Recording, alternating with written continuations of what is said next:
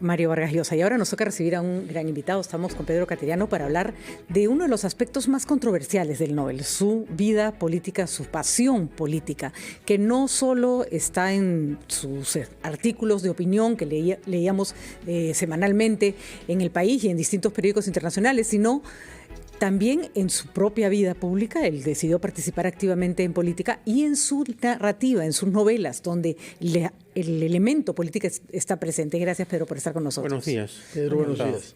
Bueno, cuéntanos un poco. Vargas Llosa es un político casi, lo podemos definir como un político casi como que lo podemos definir como un narrador, ¿no?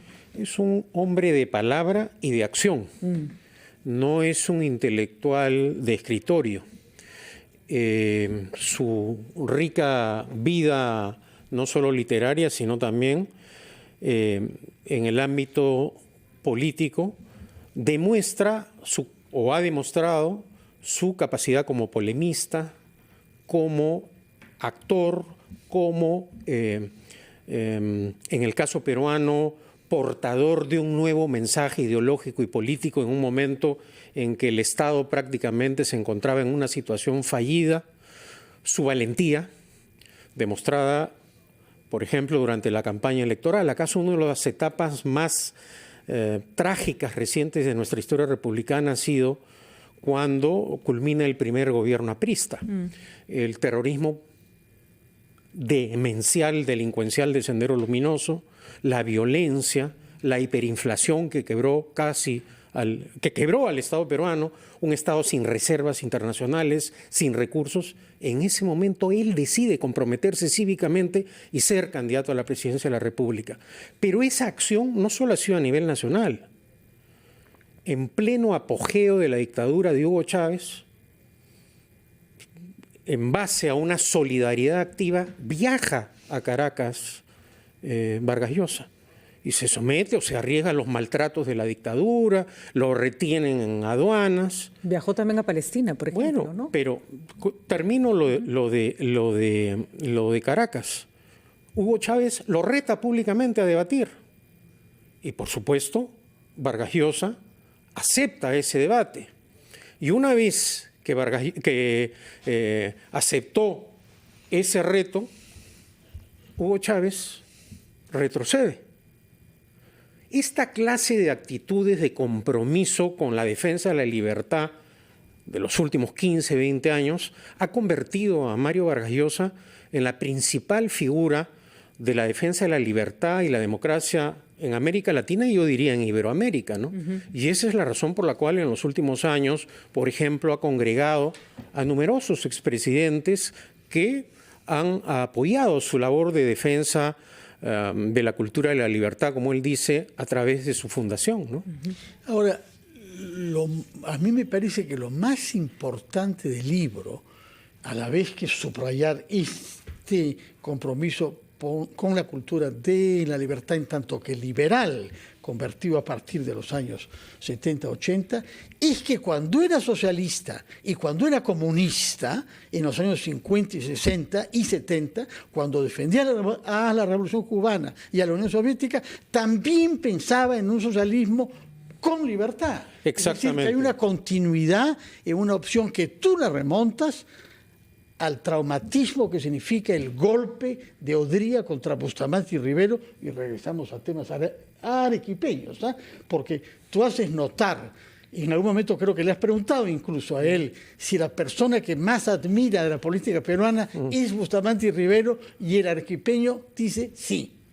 Bueno, tal fue el impacto del golpe de Odría, que no solo lo afectó a él por la situación de su familia, él mismo lo relata, el único que festejó el golpe fue su padre, pero la familia Bustamante y que amaba a Odría. Quedémonos con este dato, vamos a una pausa, Pedro, y retomamos estas vicisitudes familiares políticas, por favor.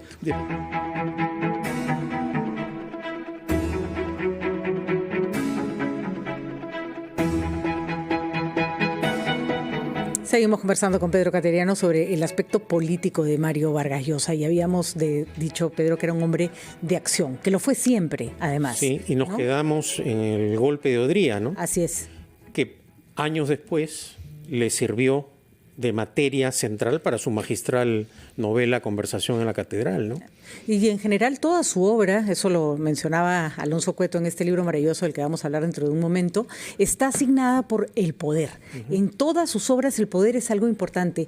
Cuéntanos, Pedro, tú que has estado cerca de él en su accionar político, ¿cómo era Mario siendo él una persona sobre la que tenía que recaer el poder, por ejemplo, un candidato a la presidencia, ¿no? Bueno, en primer lugar yo destacaría su honestidad. Así como ha sido honesto en transmitir su manera de pensar, sus ideas a lo largo del tiempo, cuando fue candidato no usó la mentira. Y creo que en ese sentido es un ejemplo para la democracia.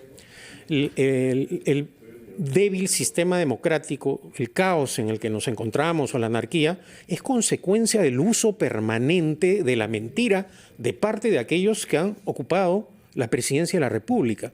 Y si hay algo que destacar en Vargas Llosa es su honestidad también para transmitir lo que en ese momento él consideraba era necesario para detener la hiperinflación, el ajuste o el shock, ¿no? Y un programa de gobierno trabajado con seriedad. Yo no recuerdo un partido político que haya puesto ese esfuerzo en elaborar un programa de gobierno, ¿no? A propósito del libro tuyo que va a ser presentado el martes primero, la semana próxima, en la UPC, hay 3 fuentes, por lo que dices tú. Tú has consultado la bibliografía, has conversado con él, largas conversaciones en el Malecón Chorrillano, y has ido al lugar donde se halla el archivo de Mario Vargas Llosa, que es la Universidad Norteamericana de Princeton. Sobre este tema, Princeton, ¿qué es lo que has hallado ahí en esta masa de cajas y de documentos que han sido transferidos ahí? Lo que impresiona es que uno constata cómo trabajó. En esa época no existía computadora, escribía las novelas a mano, luego las tipeaba y luego las corregía. Es decir, Vargas Llosa llegó a donde llegó como consecuencia del esfuerzo, de trabajo, ¿no? Y de otro lado uno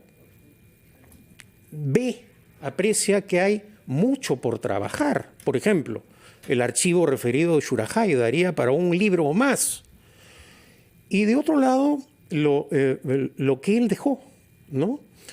Cuando gana el Nobel, estaba en Princeton. Y bueno, en la universidad creyeron que iba a dejar ya de dictar clases, que se iba a dedicar. No, siguió esa rutina, ese trabajo, esa disciplina, ¿no? Y eso se refleja en esa documentación. De otro lado, ese acercamiento, esa admiración, yo diría, de personas con las cuales tuvo relaciones, Octavio Paz, García Márquez, José María Arguedas. Entonces, uno ve ahí, constata, ¿no? No solo el reconocimiento por su labor literaria, sino la admiración, ¿no? Hacia él. Sí. Una última pregunta de mi parte antes que concluya, Patricia. Tú has subrayado, Mario Vargas Llosa ha tenido siempre relaciones malas, y no pésimas, con la derecha peruana, pero no con la derecha española. ¿Cómo se explica esto? Yo creo que ha tenido y tiene malas relaciones con los partidos de izquierda y partidos de derecha que no respetan el orden democrático y constitucional, que no sustentan sus idearios en la cultura de la libertad y por lo tanto no defienden, por ejemplo, la vigencia de los derechos humanos, que es una tarea incomprendida de Mario Vargas Llosa que a lo largo de los años ha sido consecuente, porque no hay democracia sin respeto a los derechos humanos, ¿no? ¿Cree finalmente, Pedro, que los peruanos hemos entendido el compromiso político de Vargas Llosa con el Perú o que hay una lectura equivocada y muchos le reclaman porque apoyó a candidatos que no les gustaban y no entienden el fondo de esa participación? Yo creo que el compromiso cívico de Mario con el Perú está lo suficientemente probado. Y todas estas campañas de guerra sucia, de demolición durante la dictadura de Fujimori y Montesinos, se han desvirtuado precisamente a través de sus actos. ¿Quién impidió que llegara a la presidencia de la República? Alan García. Y él pidió luego, años después, el voto por García tapándonos la nariz. ¿Quién? Contra Humala. Exactamente, cuando enfrentó a Humala. Humala 1. Porque en ese momento Humala representaba el chavismo. Luego, en estas últimas elecciones, que fueron realmente trágicas para la democracia peruana, pero en ese momento el mal menor fue Keiko Fujimori, quien planteó iniciativas golpistas, que iba con un partido marxista-leninista que públicamente reiteró su admiración por la Revolución Cubana.